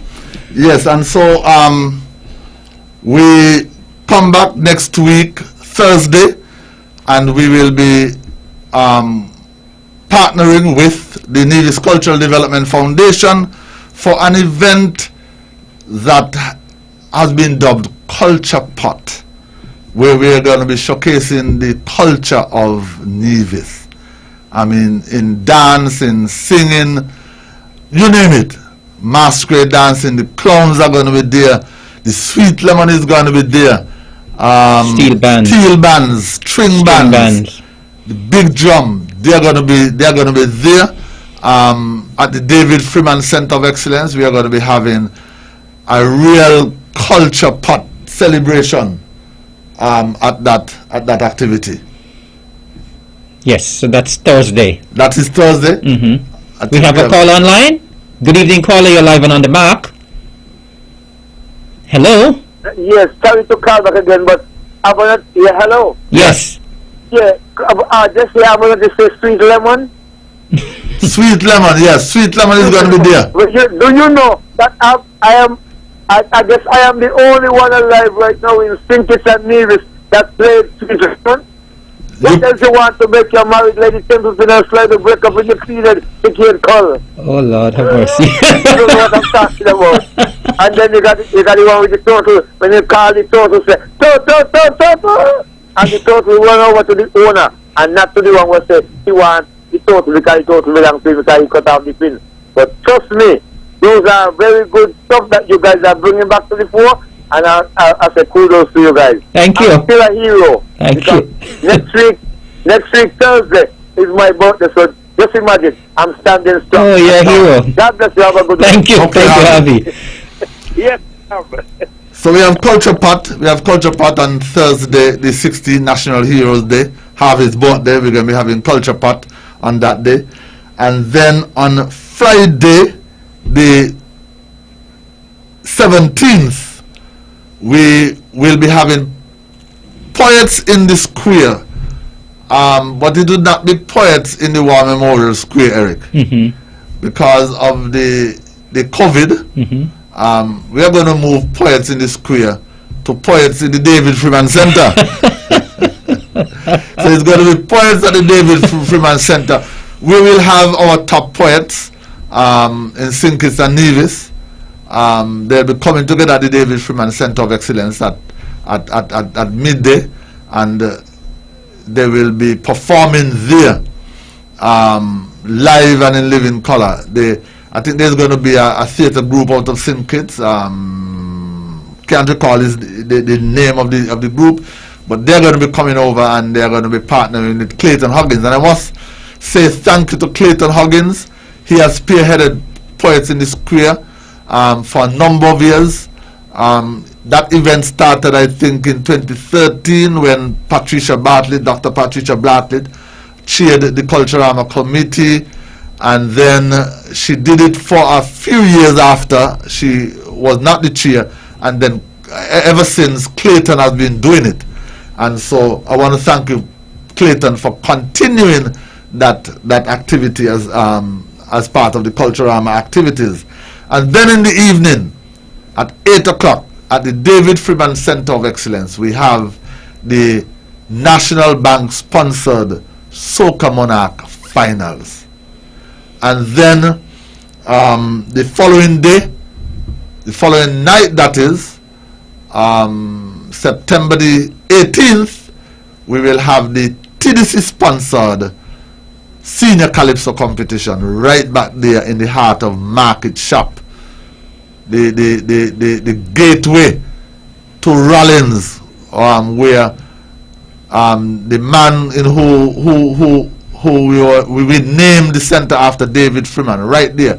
We are going to have the Senior Calypso competition. No wonder, Eric, they said that to take everything for Culturama and put it in Gingerland. And then on Sunday, we have Fashion Expo. Again, that is an event spearheaded by the Nevis Cultural Development Foundation. And so all of the fashion designers, the people who make clothes, and we have a call online. Good evening, caller. You're live and on the mark. Hello. We missed that caller. Could you call back, please? So the persons who design clothing and hats and bags and even shoes. They're gonna be on display there, and then we're gonna close out the activity. Well, the Culturama 47 activities with the event that Joyce just mentioned, Exposition St. George. Now, the evening, the Nevis Theatre and Film Association, Dramatic Association, they were scheduled to have a dramatic performance at NEPAC, but today they informed me that they received word that that event has to be fully virtual. They cannot have any audience, and so they have decided to postpone that event, that dramatic presentation, until when the COVID situation improves and they can have an audience at NEPAC. But nonetheless, Exposition St. George will be going right up until 10 o'clock in the evening.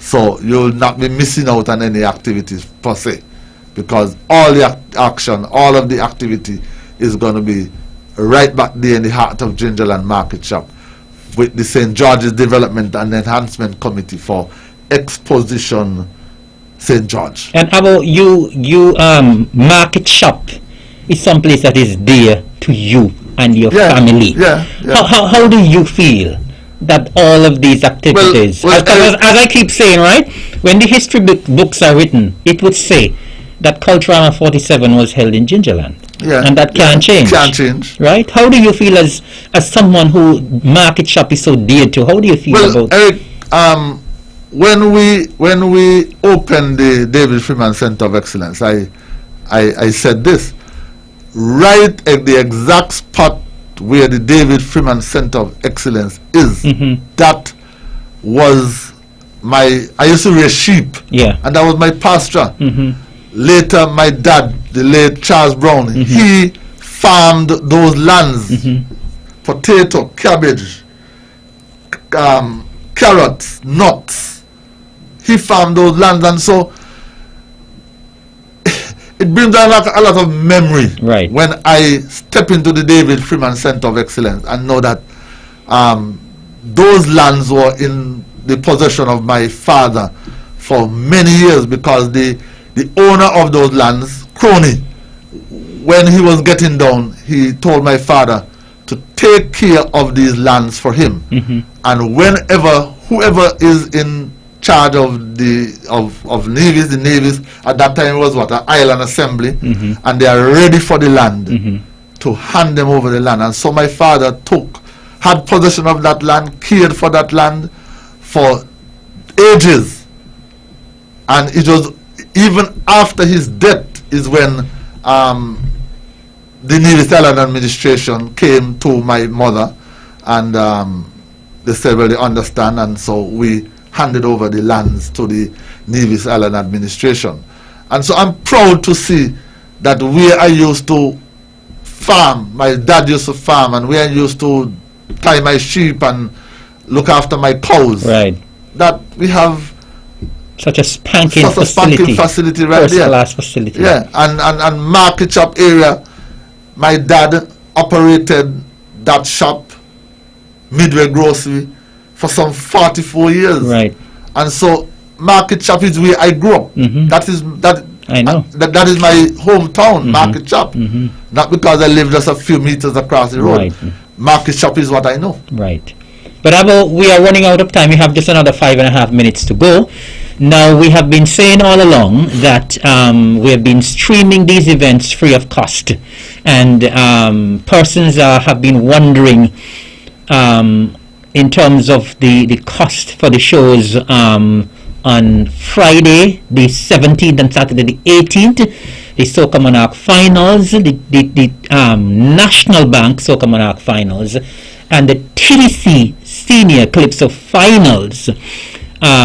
I believe that you have a big announcement to make where that is concerned, and I do not want you to leave here tonight unless you make that announcement, because people have been asking how much we'll have to pay to see these events, because we've been getting these events free of cost. The viewership has been fantastic.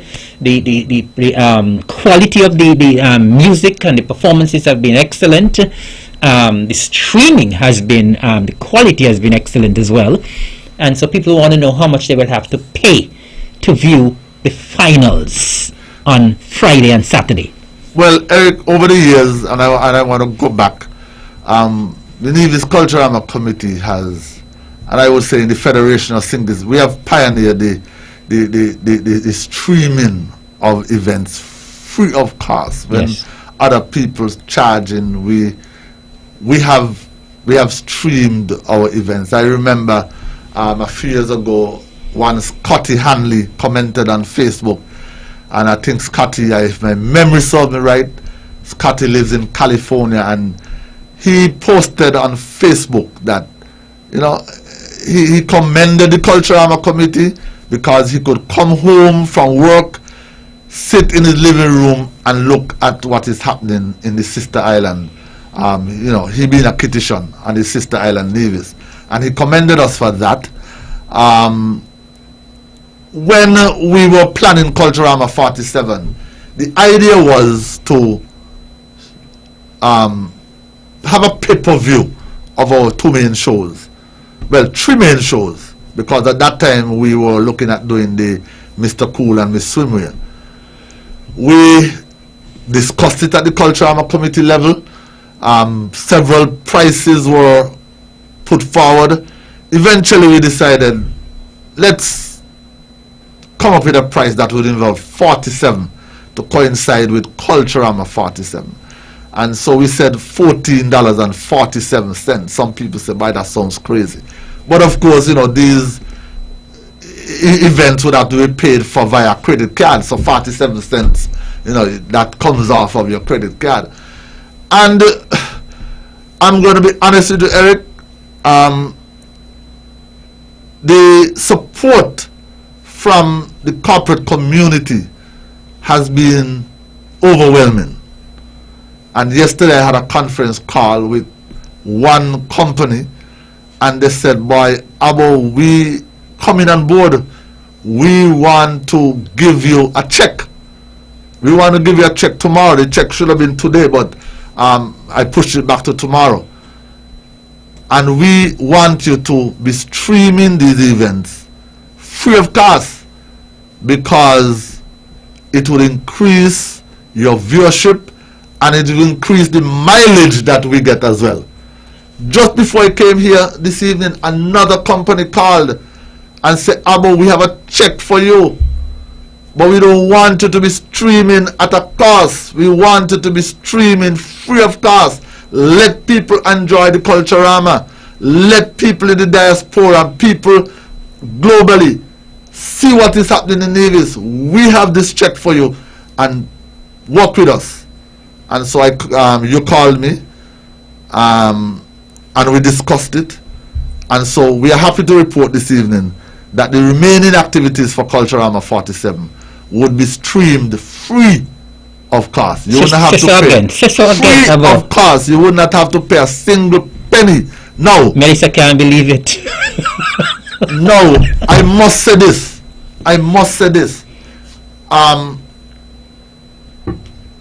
Doing a virtual event, and I have to make haste. Doing a virtual event is very costly, very, very costly, and I must commend the Nevis Island administration for putting this financial support behind the Culturama this year.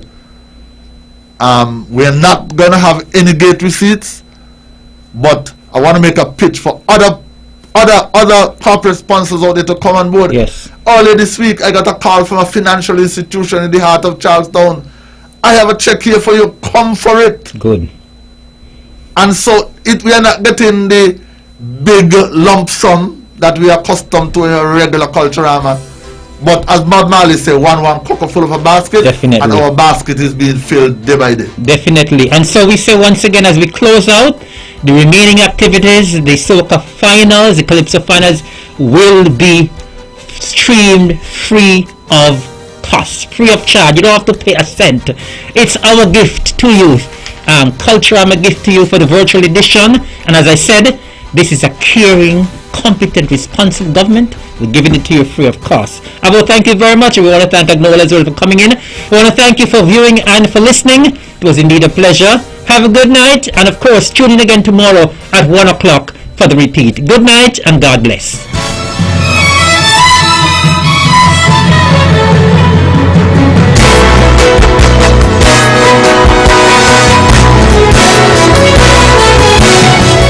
The views and opinions expressed on the preceding program were solely those of the participants and do not necessarily reflect the views of the Nevis Broadcasting Company Limited or its advertisers.